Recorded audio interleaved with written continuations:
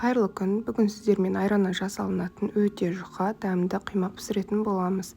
Ингредиенттерін видеоның астында қалдырамын. Ең алдымен бізге айран бөлме температурасында болу керек. Оның үстіне ас содасын салып, жақсылап араластырып, 1-2 минутқа қалдырып қоямыз.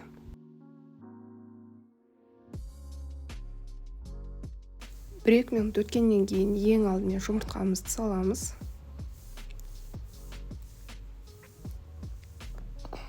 Оның үстіне қант,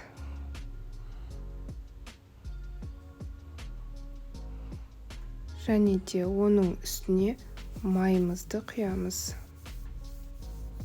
Бұл бізде өсімдік майы, барлығын жақсылап венчиктің көмегімен немесе миксермен жақсылап араластырамыз.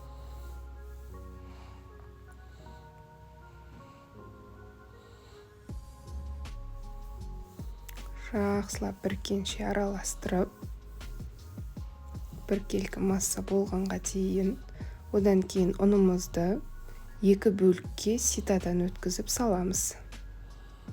Яғни 2 бөліп салатын боламыз.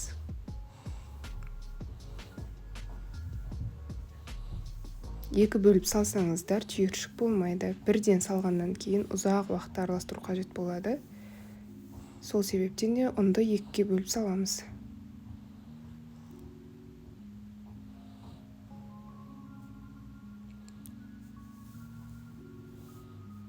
Міндетті түрде ұндарыңызды ситадан өткізіңіздер.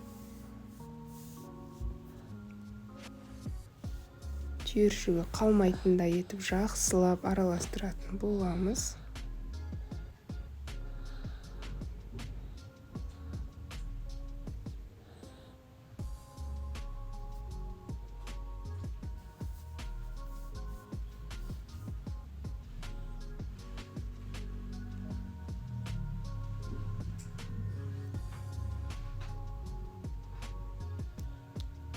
Осы массамыздың бетіне қайнап тұрған ыстық суымызды құямыз. Ыстық суымызды жылдам араластырамыз, себебі қамырымыз пісіп қалмау керек. Жылдамдатып осылай жақсылап араластырып аламыз.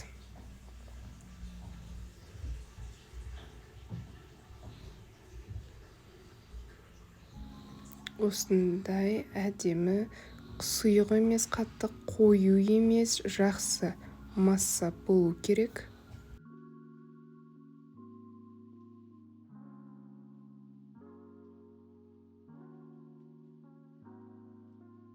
Қызып тұрған табаға орташа отта брожоудан құйып пісіріп аламыз.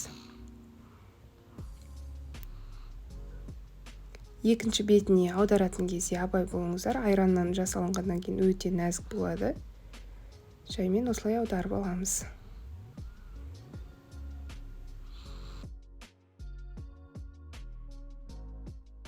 Құймақтарымыз дайын. Сіздер де дайындап көріңіздер. Өте тез, өте жеңіл дайындалатын құймақтың түрі.